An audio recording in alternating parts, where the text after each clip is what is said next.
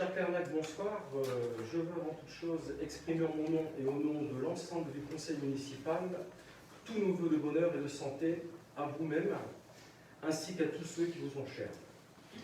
Vous avez été nombreux pendant la semaine à nous téléphoner en mairie afin d'avoir plus d'explications au niveau de la vaccination. Donc je vous rappelle que l'ARS met en place à partir de lundi 18 une vaccination pour les plus de 75 ans. Voilà, pour ce, il faut téléphoner au 08 09 54 19 19. Donc, lorsque vous aurez appelé, après il faut se rendre à l'hôpital Saint-Jean. Aujourd'hui, c'est pour la Sainte, en tout cas, le seul endroit où vous allez pouvoir vous faire vacciner. Je vais rappeler bien que ce sont pour les plus de 75 ans. Et il faut aller au service COVAX en but. Une autre information aussi, donc j'ai aussi le plaisir de vous dire aussi que nous avons reçu cette semaine un courrier du ministère de la Cohésion des Territoires et des Relations avec les collectivités territoriales en expliquant que la ville de Cléra était retenue pour faire partie en fait des petites villes de demain.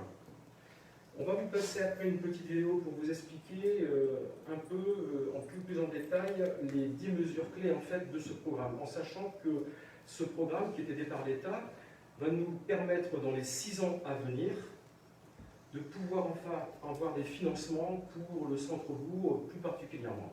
Voilà. Au besoin, peut-être lancer la petite vidéo.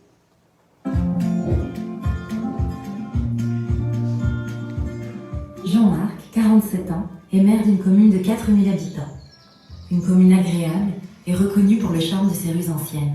Mais depuis quelques années, les commerces, les services de proximité et de santé disparaissent pour s'installer dans de plus grandes villes. Le maire doit trouver une solution pour redonner vie au centre-ville et aux territoires alentours, tout en prenant en compte les aspirations écologiques de ses concitoyens. Récemment réélu pour un deuxième mandat, le maire a parlé de son projet à la préfète. Elle est déléguée territoriale de l'Agence nationale de la cohésion des territoires et lui apprend qu'il est éligible au programme d'appui Petites Villes de demain.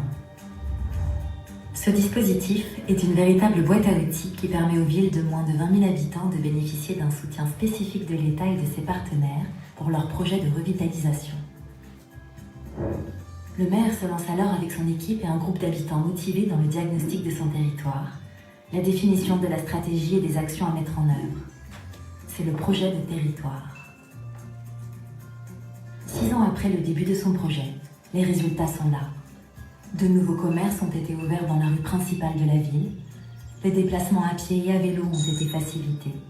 Un tiers-lieu et une maison de santé ont pris place dans l'ancienne quincaillerie.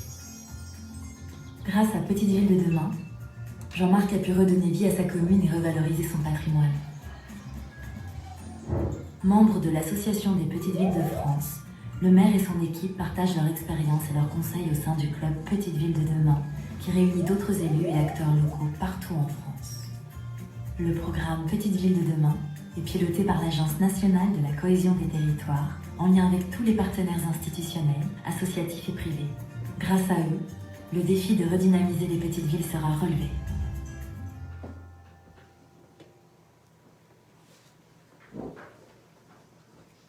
On va simplement attendre que Nathalie Prévost, notre responsable communication, ait le temps de se tourner avec la caméra.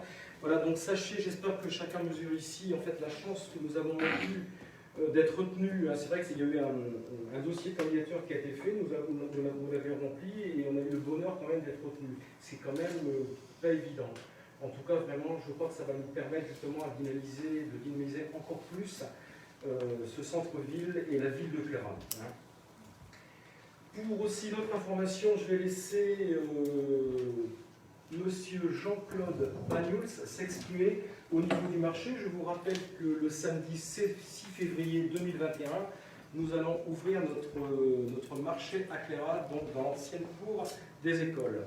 On va laisser Nathalie aller prendre Jean-Claude. Jean-Claude, Monsieur Bagnols, vous avez la parole. Je vous remercie, Monsieur le maire.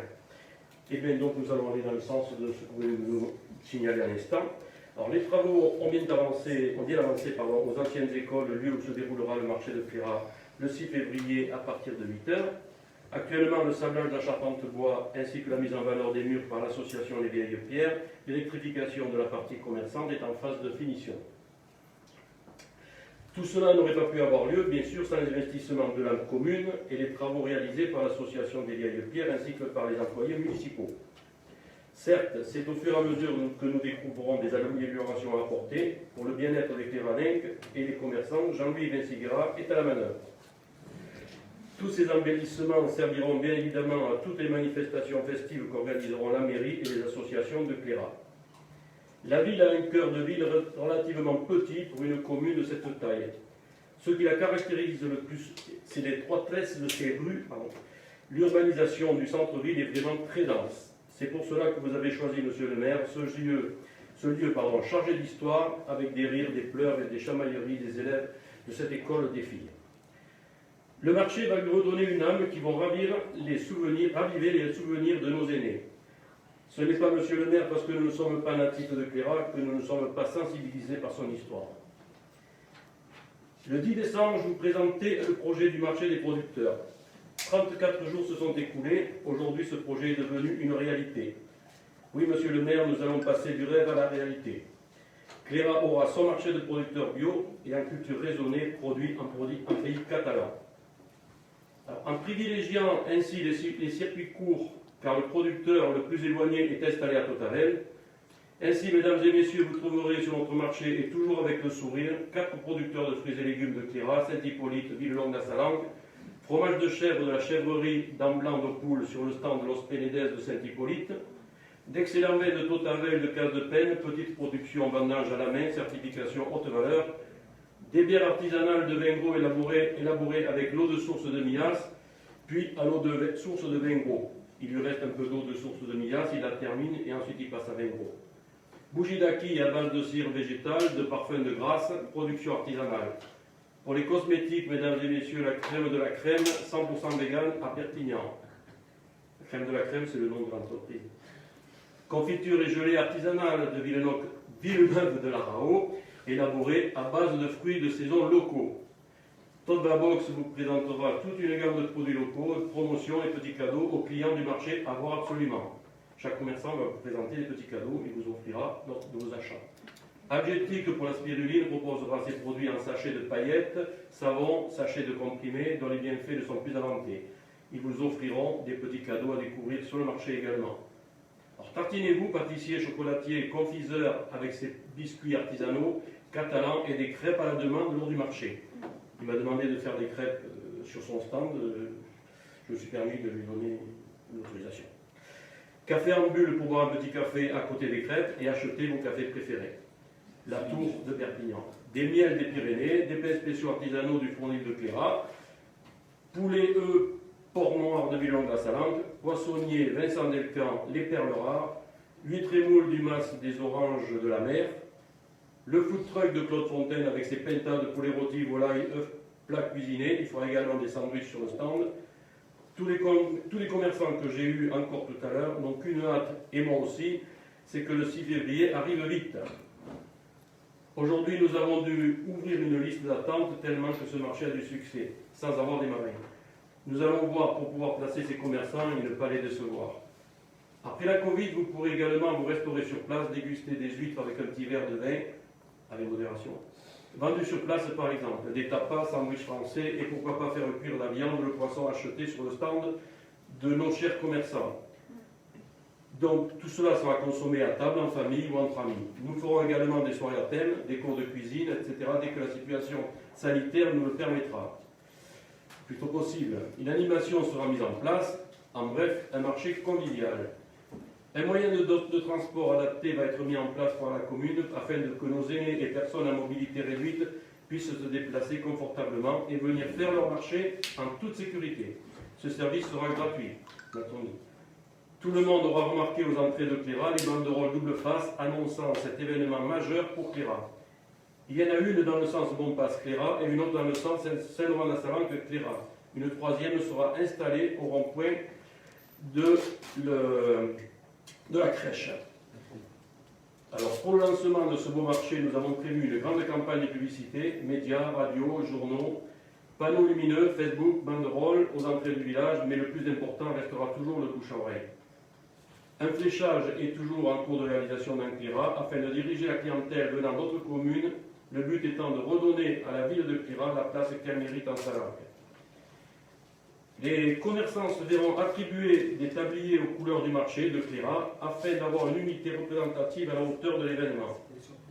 Des sacs en matière recyclable et aux couleurs du marché de Clira seront offerts aux clients le 6 février sur le marché. C'est un travail de communication élaboré en collaboration étroite avec Nathalie Prévost, des élus de mon groupe, Nathalie Denis, Marjorie Gonzalez, Nathalie Buret et de Monsieur le maire Marc Petit. À ce jour, sur la page Facebook de la mairie qui a annoncé le marché, nous avons recensé plus de 9000 visites. Cela démontre bien l'engouement des Cléranais et la nécessité de ce marché pour la population, Monsieur le maire. Alors comptons sur vous, nous comptons sur vous et nous continuons à construire ensemble l'avenir de Cléra. Je vous remercie. Écoutez, Pardon. voilà, je vous remercie beaucoup, M. Magnoul. Ça, c'est vrai que tout le monde, on a énormément d'attentes et énormément de demandes par rapport à ce marché. C'est vrai qu'il est très attendu et c'est vrai que nous avons près de 9000 visites uniquement en fait sur la publication par rapport à ce marché et le nombre de commentaires et de partages sont aussi nombreux. Donc vous avez vu qu'il y avait quand même quelques petites surprises qui étaient prévues, qui ne sont plus aujourd'hui, mais ce n'est pas grave, on en a réservé d'autres. On en a réservé d'autres. Non, voilà. En tout cas, vraiment merci et je tenais au nom de l'ensemble du conseil municipal, Monsieur Bagnols, vraiment vous remercier par rapport à votre investissement et c'est vrai qu'on souhaite tous que ce marché perdure.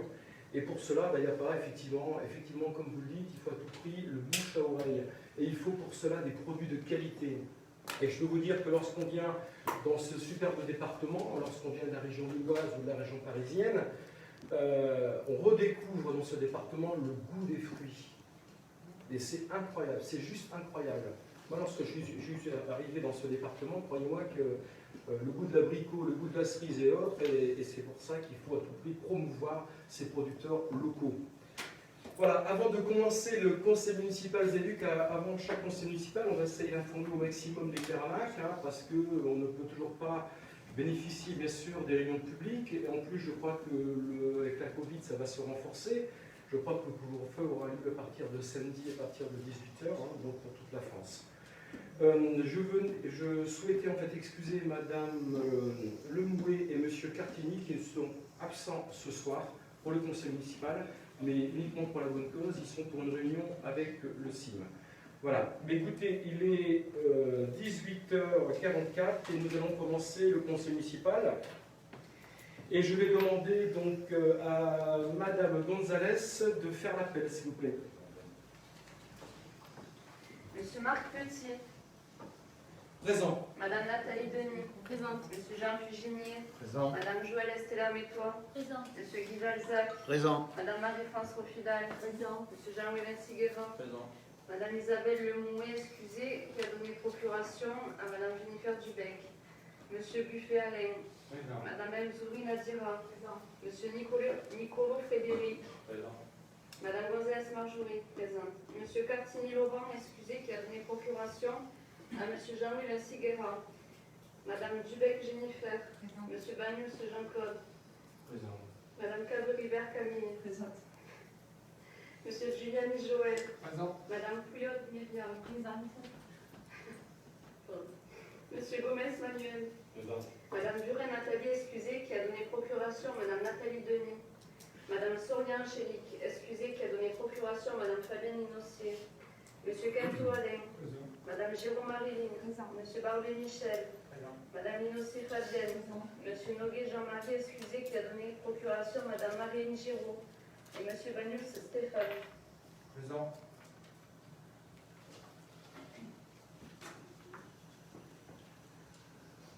Écoutez, Madame Gonzalez, je vous remercie et je vais demander au niveau du premier point, je souhaite que ce soit Madame Gonzalez qui soit la secrétaire de séance. Qui est contre? Qui s'abstient? Écoutez, je vous remercie à l'unanimité. Nous allons commencer par le premier point qui est la décision modificative numéro 1, donc du budget Le Vieux-Chai. Et je vais laisser la parole à M. Balzac qui va nous expliquer en détail ce premier point. Monsieur le maire, je dois tout d'abord expliquer et simplifier le côté rédactionnel du document que nous avons devant les yeux, qui est dû en fait à une rigueur de fonctionnement administratif, puisqu'il est marqué décision de modification du budget. Alors les cheveux s'érissent de suite. En fait, c'est beaucoup plus simple que ça. On ne demande rien de particulier, pas d'argent supplémentaire non plus. Il s'agit de régulariser une écriture comptable due à rendre conforme la comptabilité par rapport à une réalité physique de biens détenus par la commune.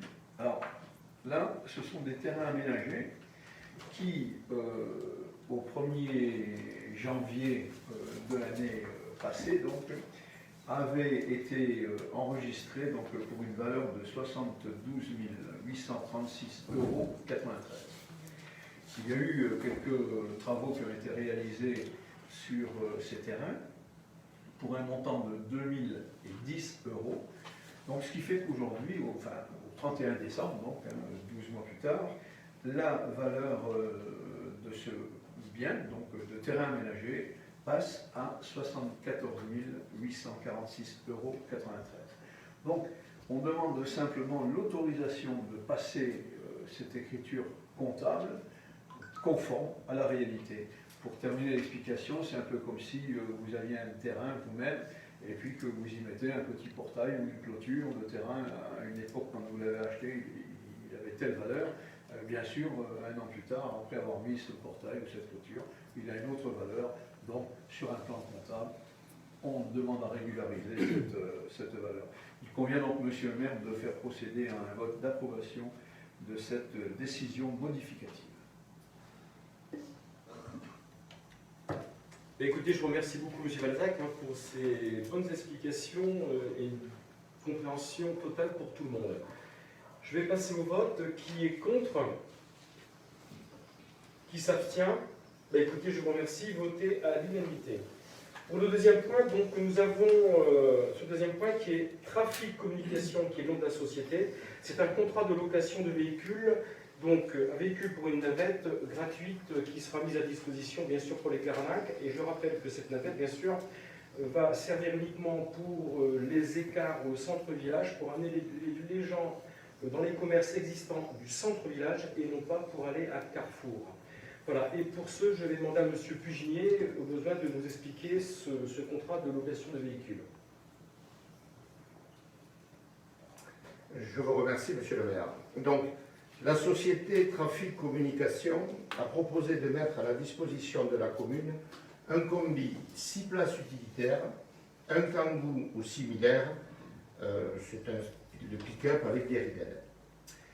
Ceci à titre gratuit pour une durée de 3 ans dans le cadre d'un contrat de location intitulé Navette gratuite. Celle-ci a pour objet de mettre à la disposition des services municipaux 2 véhicules dont le financement est assuré par la vente d'emplacements publicitaires sur ce véhicule. La commune prend à sa charge les assurances tout risque, couvrant à titre d'accessoire l'affichage publicitaire ainsi que la carte grise, les frais de fonctionnement, les réparations et les coûts liés à la livraison et à la restitution du véhicule. Voilà, monsieur le maire, je vous redonne la parole pour passer au vote cette approbation. Écoutez, je vous remercie beaucoup, M. Pugini. Donc, vous avez bien compris que ces 2 véhicules qui vont faire partie du parc automobile de la ville de Cléra et qui seront gratuits. Donc, c'est un procédé aujourd'hui de plus en plus répandu dans toutes les villes de France, et ce qui permettra bien sûr d'avoir 2 véhicules neufs, et c'est un contrat de 3 ans. Qui est contre? Qui s'abstient? Écoutez, je vous remercie. Votez à l'unanimité. Le troisième point, qui sont les modalités d'attribution de l'avantage en nature, repas au personnel municipal. Et pour ce, je vais demander à Madame Dubec, que je ne la vois pas. Ah, je vous vois, Madame Dubec. si vous pouviez prendre la parole et donner les explications. Merci. Je vous remercie, Monsieur le maire. Concernant les modalités d'attribution de l'avantage en nature repas au personnel municipal, je vous rappelle que les avantages en nature sont constitués par la fourniture par l'employeur à ses salariés d'un bien ou service. La mise à disposition peut être gratuite ou moyennant une participation du salarié inférieure à leur valeur réelle. Ils permettent aux salariés de faire l'économie de frais qu'ils auraient dû normalement supporter. Ils sont dès lors soumis à cotisation. Ils constituent en tant que tels des éléments de rémunération qui, au même titre que le salaire proprement dit, sont inclus dans l'assiette des cotisations à la charge des employeurs et des salariés et doivent donner lieu à des cotisations. Les avantages en nature sont intégrés dans le revenu imposable. Leur valeur doit être réintroduite sur le bulletin de salaire. Tous les agents sont concernés au même titre par cette réglementation, qu'ils soient fonctionnaires titulaires, stagiaires ou agents contractuels de droit public ou de droit privé. Cependant, l'intégration des avantages en nature dans l'assiette de cotisation est différente selon le statut de l'agent. Pour les fonctionnaires affiliés à la CNRACL, les avantages en nature sont soumis uniquement à CSG et CRDS et aux cotisations salariales et patronales au titre du régime de retraite additionnelle de la fonction publique. Pour les fonctionnaires affiliés à l'IRCANTEC, les avantages en nature sont soumis aux mêmes conditions salariales et patronales que le traitement principal et dans les mêmes conditions. Pour tous les agents, les avantages en nature sont intégrés dans le revenu imposable dans les mêmes conditions que le traitement principal. Compte tenu des missions qui leur sont confiées et des contraintes en résultant, la collectivité peut servir des repas à certains personnels par l'intermédiaire d'un prestataire externe. Ce dernier assure la restauration consistant en la fabrication et la livraison de repas. Les services ou secteurs concernés à ce jour par ce dispositif sont les agents assurant la surveillance des enfants, la préparation des repas et le service de la cantine. Aussi, les animateurs intervenant pendant les vacances sportives, ainsi que ceux intervenant le mercredi et pendant les vacances scolaires dans les accueils collectifs de mineurs, peuvent être nourris gratuitement sans que cela ne constitue un avantage en nature. Au 1er janvier 2021, la fourniture de repas à titre gratuit est évaluée par l'URSSAF à 4,95 € par repas, quelle que soit la rémunération perçue par le bénéficiaire. Ce montant est revalorisé annuellement par l'URSSAF. Je vous redonne la parole, Monsieur le maire. Écoutez, Mme Dubec, je vous remercie. Et désolé encore, tout à l'heure, je ne le voyais pas, mais c'est vrai que comme vous êtes passé chez le coiffeur, vous êtes devenue Madame Blonde. C'est vrai que c'était bien évident. C'était juste avec la d'œil, Jennifer. Voilà, oui, je sais. Donc voilà, je vais passer au vote. Qui est contre? Qui s'abstient? Écoutez, je vous remercie. Votez à l'unanimité. Nous allons passer au 4e point, qui est l'adoption du rapport sur le prix et la qualité du service public d'alimentation en eau potable pour l'année 2019. Et je vais demander pour cela à M. Ben Segara de prendre la parole. Je vous remercie, M. le maire. Donc, c'est l'adoption du rapport sur les prix et la qualité du service public d'alimentation en eau potable de l'année 2019. Le Code général des collectivités territoriales, CGCT, impose par son article L 2224-5 la réalisation d'un rapport annuel sur le prix et la qualité des services, le RPQS, d'eau potable. Ce rapport doit être présenté à l'Assemblée délibérante dans les 9 mois qui suivent la clôture de l'exercice concerné et faire l'objet d'une délibération. Je vous redonne la parole, M. le maire, pour le passage au vote. Écoutez, je vous remercie beaucoup, M. Ben Segara. Donc le RPQS, je rappelle que c'est le rapport prix-qualité-service. Donc c'est vrai qu'avec les acronymes, c'est pas toujours évident, et on nous le rappelle d'ailleurs assez souvent, n'est-ce pas, M. Puginet, c'est vrai, ça serait bien. Voilà. À juste titre d'ailleurs, à juste titre, tout à fait. Nous allons passer au vote, donc qui est contre? Qui s'abstient? Écoutez, je vous remercie. Votez à l'unanimité. Nous allons maintenant aborder le 5e point qui est la modification du règlement intérieur du conseil municipal.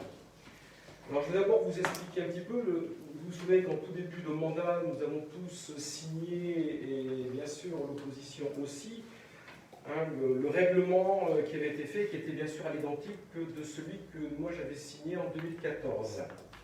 C'est juste un petit rappel. Voilà, donc je crois que... Et si, c'est un petit rappel. Ceci dit, voilà, je crois que les choses, il faut que ça évolue, et surtout dans le bon sens. Donc je vous propose la nouvelle rédaction de l'article 29, conformément au texte ci-dessous. Conformément à l'article L 21-21-27-1 du CGCT, du Code général des collectivités territoriales, lorsque la commune diffuse sous quelle forme que ce soit un bulletin d'information générale, bulletin municipal, sur les réalisations et la gestion du conseil municipal, un espace est réservé à l'expression des conseillers n'appartenant pas à la majorité municipale. Cet espace est identifié par le titre « Tribune » ou « Parole à l'opposition », mais « Tribune », ça me semble bien. La répartition de l'espace d'expression réservé aux conseillers de l'opposition est fixée à 1200 signes. Ce sont les espaces, les titres et signatures, bien sûr compris, pour chacune des deux listes d'opposition. Le groupe de la majorité municipale disposera également d'un espace d'expression de 2400 signes si le besoin s'en fait sentir. Les règles de la composition sont identiques pour chacun des espaces d'expression. Composition des textes en bas de case, minuscule et dans le même corps de texte, taille du caractère. Composition également des titres et intertitres dans le même corps du texte pour chacun des espaces. Seul l'écrit est autorisé comme moyen d'expression. Pour ne pas retarder la parution du bulletin municipal, aucune épreuve n'est communiquée, la transmission du texte ayant valeur de bon à tirer. Pour être publié, le texte devrait être remis sous format Word par courriel à la directrice générale des services et au service communication. Au plus tard, aux dates fixées dans le courriel informant les conseillers d'opposition du planning de parution du bulletin municipal. Le maire responsable de la publication se réserve le droit de décaler la parution du texte dans le cas où celui-ci ne respecterait pas les critères susvisés ou les règles fixées par la loi du 29 juillet 1881 relative à la liberté de la presse. Le maire se réserve également un droit de réponse qu'il exercera soit dans le même numéro, même de l'article concerné, soit dans le numéro suivant. Nous allons donc passer au vote. Ah, pardon, oui, on va montrer un exemple sur l'écran. Merci, Mme Solana.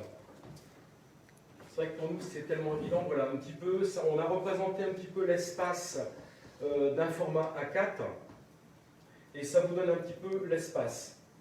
Et je tiens à dire, comme j'ai dit lors du dernier conseil municipal, à Mme Sorli, puisque M. Banoul s'était absent, je n'ai pas pu lui donner en direct l'information.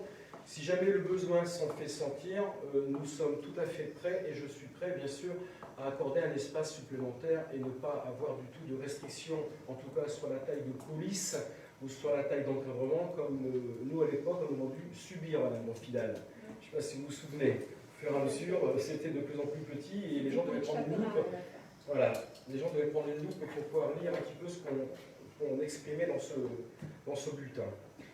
Voilà, donc nous allons passer au vote. Donc qui est contre? Qui s'abstient? Écoutez, je vous remercie. Votez à l'unanimité. Le point numéro 7, donc, c'est la modification du tableau des effectifs. Il appartient au conseil municipal de fixer l'effectif des emplois. Oh, pardon, j'en oublie un. Je vous prie de m'en excuser. Le 6, le point 6, pardon. La création d'un comité d'hygiène, de sécurité et des conditions de travail. Pour ce, je vais demander à M. Buffet de prendre la parole et d'exprimer et d'expliquer en tout cas ce que tout cela veut dire. M. Buffet, c'est à vous. Je vous remercie, Monsieur le maire. Donc, les articles 32 et 33-1 de la loi numéro 84-53 du 26 janvier 1984 prévoient qu'un comité d'hygiène, de sécurité et des conditions de travail, CHSCT, est créé dans chaque collectivité ou établissement employant au moins 50 agents. Le CHSCT a pour mission de contribuer à la protection de la santé physique et mentale et à la sécurité des agents dans leur travail et à l'amélioration des conditions de travail, de veiller à l'observation des prescriptions légales prises en ces matières. Il peut être décidé par délibération concordante des organes délibérants d'une collectivité territoriale et d'un ou plusieurs établissements publics rattachés à cette collectivité de créer un CHSCT unique compétent à l'égard des agents de la collectivité et de l'établissement ou des établissements, à condition que l'effectif global concerné soit au moins égal à 50 agents. Les effectifs des agents titulaires, stagiaires, non titulaires et contrats aidés au 1er janvier 2021, la commune 61 agents, le centre communal d'action locale 14 agents, qui permettent donc la création d'un SHSCT commun. Je redonne donc la parole à Monsieur le maire pour le passage au vote. Écoutez, Monsieur Buffet, je vous remercie. Et tu peux me redire l'acronyme un peu, non? Voilà. Je vous remercie. Écoutez, nous allons passer au vote. Donc, qui est contre? Voilà. Qui s'abstient? Écoutez, je vous remercie. Votez à l'unanimité. Juste une petite précision, c'est vrai que pour les personnes qui assistent au conseil, vous me voyez de temps en temps me lever et regarder les indications de Facebook. Donc je rappelle aux personnes qui laissent des messages que ne vous inquiétez pas, le conseil municipal qui est effectivement en direct, et après on peut le revoir sur Facebook et sur le site de la collectivité sans aucun problème, en replay ou voilà, carrément il n'y a aucun problème. Nous allons passer au point enfin au numéro 7. Cette fois-ci, je ne l'ai pas sauté, hein, donc le point 7, modification du tableau des effectifs. Donc, comme je le disais tout à l'heure, il appartient au conseil municipal de fixer l'effectif des emplois à temps complet et à temps non complet nécessaires au fonctionnement des services. Je vous propose de créer un poste temporaire d'un agent technique pour 35 heures, suite au changement du temps de travail d'un agent qui en faisait 28 heures par semaine. Un poste d'adjoint d'animation principal de 2e classe pour un avancement de grade. Garde. D'accord. 2 postes d'adjoint technique principal de 2e classe pour les avancements de grade. 4 postes d'adjoint d'animation dans l'optique de stagérisation. Et de supprimer les postes ouverts et non pourvus. Je crois que vous avez tous reçu le tableau avec les effectifs, je ne vais pas le lire ce soir. Et donc, simplement, est-ce que vous avez des questions par rapport à ce tableau? Non? Bah, écoutez, je vous remercie. Et nous allons donc passer au vote. Qui est contre? Qui s'abstient? Bah, écoutez, je vous remercie pour votre confiance et votez à l'unanimité. Nous allons passer maintenant au point numéro 8, qui est la convention d'assistance technique du département dans le domaine de l'eau potable. La SATEP, c'est le service d'animation territoriale pour l'eau potable. Et pour ce, je vais laisser donc la parole à Monsieur Nicolo. Merci Marc. Donc, en fait, le département dispose d'un service d'assistance technique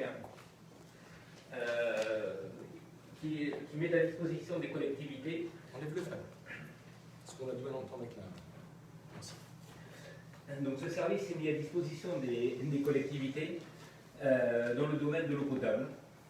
Donc en gros, ça concerne la gestion de la ressource en eau quantitative, la gestion patrimoniale des réseaux et des systèmes de production d'eau potable, ainsi que la mise en place des périmètres de protection de ces captages d'eau potable.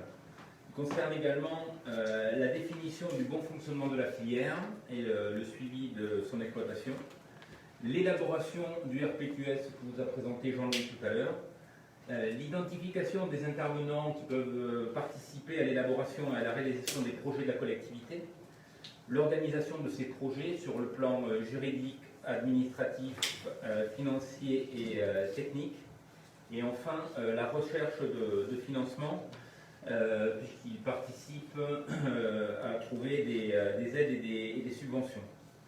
Donc cette prestation fait l'objet du versement d'une contribution de 5 centimes par an et par habitant, donc ce qui est faible.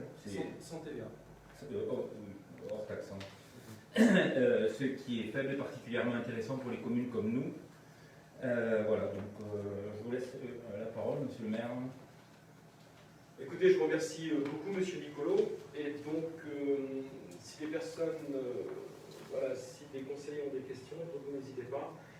Enfin, je crois que le point a été vraiment très bien expliqué. Nous allons donc passer au vote. Il n'y a pas de questions. Donc, qui est contre? Qui s'abstient?